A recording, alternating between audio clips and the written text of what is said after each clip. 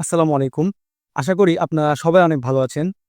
Redmi Note 14 4G ফোনটা আমার কাছে অনেকদিন ধরেই রয়েছে এবং এই ভিডিওতে এই ফোনের এক্সপেরিয়েন্স আপনাদের সাথে আমি শেয়ার করব এবং এর সাথে এই ফোন থেকে আমি কি সমস্যা ফেস করেছি এবং ২০২৫ এর শেষে এসে এই ফোনটা আপনার কেনা উচিত হবে কিনা সবকিছু নিয়ে ইন ডিটেইলস আলোচনা করব। তো ভিডিওটা একদম শুরু থেকে নিয়ে শেষ পর্যন্ত দেখার অনুরোধ রইল এবং আপনি যদি আমার চ্যানেলে নতুন হয়ে থাকেন তাহলে আমার চ্যানেলটা সাবস্ক্রাইব করতে পারেন। তো আর দেরি না করে চলুন ভিডিওটা শুরু করি।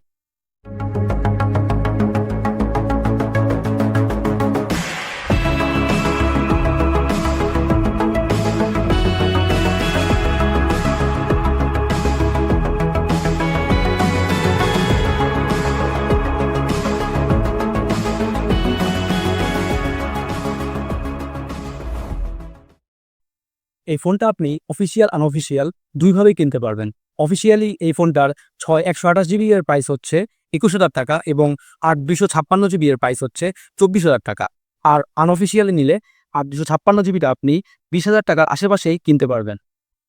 প্রথমে এই ফোনটার ডিজাইন নিয়ে কথা বলি। এটার ডিজাইনটা এটার আগে যে নোট 13 সিরিজ ছিল সেটার সাথে সিমিলারিটি রয়েছে, তবে ক্যামেরা কাটআউটে এবার তারা কিছুটা চেঞ্জ এনেছে। ক্যামেরা কাটআউটটা দেখতে অনেকটা আইফোনের মতো এবং এটা আমার কাছে দেখতে ভালোই লাগতেছে। আমার হাতের ফোনটা হচ্ছে ওশান ব্লু, এটা আরেকটা কালার ভেরিয়েন্ট হয় মিস্ট পার্পল, যেটা দেখতে আরও বেশি সুন্দর। তো ওভারঅল এই ফোনের ডিজাইনটা আমার কাছে ভালোই লেগেছে এবং আমার মনে হয় অধিকাংশ মানুষের কাছে এই ফোনটার ডিজাইন পছন্দ হবে। তবে যেই জিনিসটা আপনার পছন্দ হবে না সেটা হচ্ছে এই ফোনের ডিসপ্লেতে থাকা বিশাল বড় বেজেল। ২০২৫-এর শেষে এসে ২৪,০০০ টাকার একটা ফোনে এই পরিমাণ মোটা বেজেল আসলে একদমই বেমানান দেখতে। অন্যান্য ব্র্যান্ড যেখানে এই বাজেটে অনেক চিকন বেজেল দিচ্ছে এবং কিছু কোম্পানি লাইক হেলিও এবং আইটেল ওরা কিন্তু এর থেকেও কম প্রাইসে কার্ভ ডিসপ্লে পর্যন্ত দিয়ে ফেলেছে। সেখানে Xiaomi আসলে এত মোটা বেজেল দিয়েছে যেটা আসলে দেখতে খুবই বেমানান লাগতেছে আমার কাছে। তবে ভালো দিক হচ্ছে এই ফোনে আপনি একটা 3.5 মিলিমিটার হেডফোন জ্যাক পাচ্ছেন, যেটা দেওয়ার জন্য আমি Xiaomi-কে একদম মন থেকে ধন্যবাদ জানাই এবং আমি আশা করি তাদের নেক্সট নোট সিরিজের ফোনগুলোতেও তারা হেডফোন জ্যাকটা রাখবে। স্মার্টফোন ব্র্যান্ডগুলোর মধ্যে এখন একটা ব্যাড প্র্যাকটিস শুরু হয়েছে, তারা হেডফোনের জ্যাক দিতেই যায় না। তো আমি মনে করি অন্তত বাজেট সেগমেন্টের ফোনগুলোতে হেডফোন জ্যাকটা ম্যান্ডেটরিভাবে দেওয়া উচিত। এছাড়াও এই ফোনের সাথে কিন্তু আয়ার ব্লাস্টার পেয়ে যাবেন, যেটা দিয়ে আপনি আপনার টিভি, এসি এগুলা কন্ট্রোল করতে পারবেন। তো এই ছিল ডিজাইন নিয়ে কথাবার্তা। চলুন এবার এটার পারফরমেন্স নিয়ে কথা বলি। এই ফোনে প্রসেসর হিসেবে ব্যবহার করা হয়েছে MediaTek Helio G99 Ultra, যেটা একটা বাজেট সেগমেন্টের জাতীয় প্রসেসর বলা যায়। তো এই প্রসেসরের ভালো দিক হচ্ছে এই প্রসেসরটা অনেক স্টেবল একটা প্রসেসর এবং এটা তেমন হিটও জেনারেট করে না। এর পাশাপাশি এই প্রসেসরটা অনেক ব্যাটারি ফ্রেন্ডলি একটা প্রসেসর। আচ্ছা, এসব তো গেল খাতা কলমের স্পেক্স। এখন আসি এই ফোনটা রিয়েল লাইফে কেমন পারফর্ম করতেছে। আপনারা যারা Xiaomi ফোন নিতে চান তারা কিন্তু এটা ইউআই নিয়ে একটু টেনশনে থাকেন এবং বাগ ভাল্লুকেরও ভয় থাকে। তো আমার হাতের এই ফোনটা হচ্ছে ৮ ২৫৬ জিবি ভ্যারিয়েন্টের এবং এটা HyperOS এর লেটেস্ট ভার্সনে আপডেটেড করা রয়েছে। তো আমি কিন্তু এই ফোন থেকে বর্তমানে কোনো ল্যাগ বা হ্যাং ফেস করতেছি না এবং এটা আগের ভার্সন থেকে এই লেটেস্ট ভার্সনে কিন্তু ফোনটা অনেক স্মুথ হয়েছে এবং ক্যামেরাতেও তারা কিছু ফিচার অ্যাড করেছে দেখলাম। তো বর্তমানে ফোনটা স্টেবল অবস্থায় আছে বলা যায়। এখন যদি আপনি এই ফোনটা নেন তাহলে এটা ইউআই থেকে আপনি তেমন কোনো প্যারা খাবেন না। তবে আপনি যদি এই ফোনটা নেন তাহলে অবশ্যই আপডেট দেওয়ার আগে ভালোমতো খোঁজখবর করে তারপরই আপডেটটা দিবেন। আপডেট আসলেও আর আপনি দিয়ে দিলেন, এই ভুলটা করবেন না। যেহেতু Xiaomi-র ইউআই নিয়ে অলরেডি অনেক ব্যাড রিপোর্ট রয়েছে, যদিও তারা HyperOS এ এই ইস্যুগুলো অনেকটাই ফিক্স করে ফেলেছে, তারপরেও সাবধান থাকা ভালো। আর সবথেকে ভালো হয় আপনার ফোন যদি স্মুথভাবে রান করে সবকিছু ঠিকঠাক থাকে তাহলে আপডেট না দেওয়াটাই বেটার বলে আমি মনে করি। এটা শুধু Xiaomi এর ফোনের জন্য না, বর্তমানে কম বেশি প্রায় সবগুলো চাইনিজ ব্র্যান্ডের ফোনেই দেখা যাচ্ছে আপডেট দেওয়ার পরেই কিছু না কিছু সমস্যা কিন্তু চলে আসতেছে। ইভেন পিক্সেলের ফোনগুলোতেও আমি দেখলাম Android 16 আপডেট দেওয়ার পরে ফোনগুলোতে কিন্তু গ্রিন লাইন পড়ে যাচ্ছে।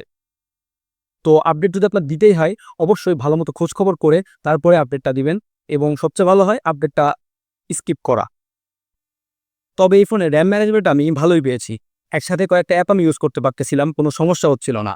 তবে 128 জিবি ভ্যারিয়েন্টে র্যাম ম্যানেজমেন্টটা একটু উইক হতে পারে। আপনি যদি আপনার ফোনে অনেক অ্যাপ ইউজ করেন তাহলে চেষ্টা করবেন ৮ ২৫৬ জিবি ভ্যারিয়েন্টটা নেওয়ার জন্য। তাহলে আশা করি ফোন থেকে আপনি একটা ভালো পারফরমেন্স পেয়ে যাবেন। এই ফোনটার ব্যাটারি ক্যাপাসিটি হচ্ছে ৫৫০০ এমএএইচ আর বক্সে আপনি একটা 33 ওয়াটের চার্জার পেয়ে যাবেন। এটাই আমি 15% থেকে ফুল চার্জে টেস্ট করে দেখেছি, ১ ঘন্টার মতো সময় লাগে। ফুল চার্জ করার পর আমি ৬ ঘন্টা ৬.৫ ঘন্টার মতো স্ক্রিন অন টাইম পেয়েছি।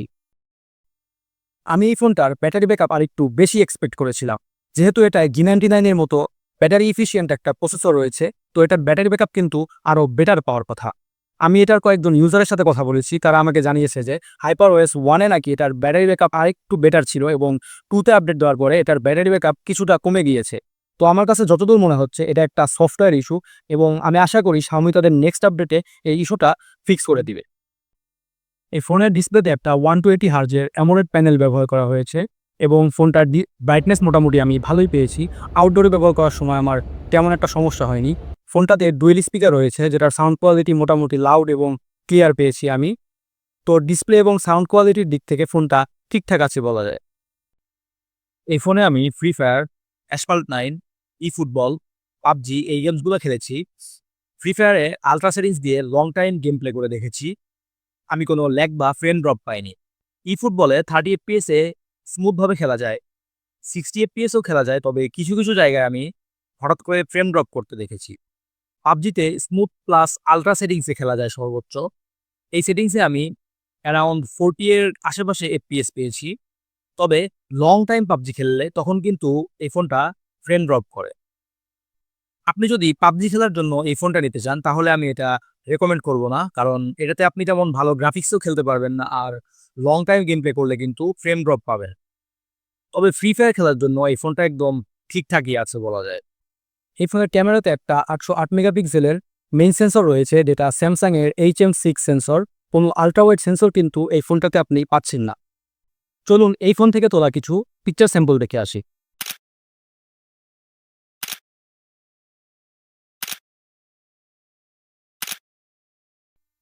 দিনের বেলা ভালো লাইট কন্ডিশনে মোটামুটি ভালো ছবি পাওয়া যায়।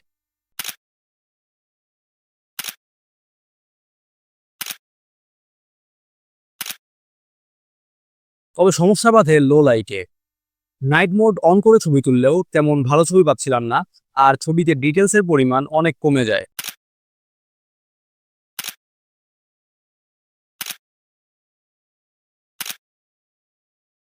নাইট মোড অন করে সেলফি তোলার অপশন আছে, তবে এখানেও একই অবস্থা, ছবিগুলোয় অনেক নয়েজ এবং গ্রেইন থাকে। ডে লাইটের সেলফিগুলা মোটামুটি ভালো, তবে এখানেও ডিটেলসের ঘাটতি লক্ষ্য করেছি।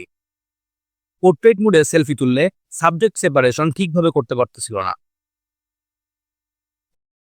তবে মেইন ক্যামেরার পোর্ট্রেটগুলা তুলনামূলকভাবে একটু বেটার। তো ওভারঅল এই ফোনটার ক্যামেরা কোয়ালিটি আমার কাছে এভারেজ মনে হয়েছে, খুব বেশি ভালো আমি বলতে পারতেছি না। আপনি যদি তেমন ফটোগ্রাফি না করেন তাহলে এই ফোনটা আপনার জন্য ঠিকঠাক আছে বলা যায়। তবে এই ফোনটাতে কিন্তু জিক্যাম ইউজ করতে পারবেন এবং জিক্যাম দিয়ে ছবি তুললে পিকচার কোয়ালিটি কিছুটা বেটার পাওয়া যায়। জিক্যাম দিয়ে তোলা পিকচার স্যাম্পল আমি আমার ভিডিও ডেসক্রিপশন বক্সে দিয়ে রাখবো, সেখান থেকে দেখে আসতে পারেন। তো আমার কাছে মনে হয়েছে এই ফোনটার ক্যামেরা সাইডটা একটু উইক লেগেছে আমার কাছে। এখানে যদি Xiaomi একটু বেটার কোয়ালিটির ক্যামেরা দিতে পারতো এবং যদি একটা আল্ট্রা ওয়াইড লেন্স দিত, তাহলে কিন্তু এই ফোনটাকে জাতীয় ফোন হিসেবে আখ্যায়িত করা যেত।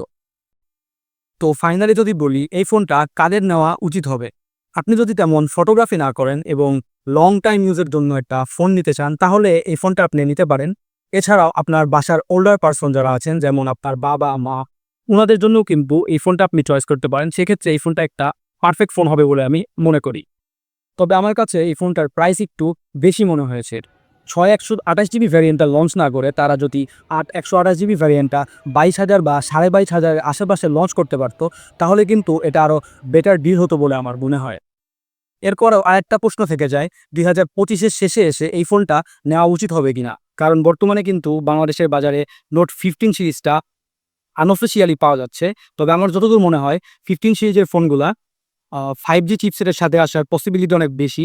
সেক্ষেত্রে ফোনের দামটাও কিন্তু একটু বেড়ে যাবে, 26 বা 27,000 টাকার দিকে নোট 15টা হতে পারে। তো সেই প্রাইসের সাথে যদি আমি কম্পেয়ার করি তাহলে এই ফোনটা এখনও একটা নেওয়ার মতো ডিল বলে আমি মনে করি।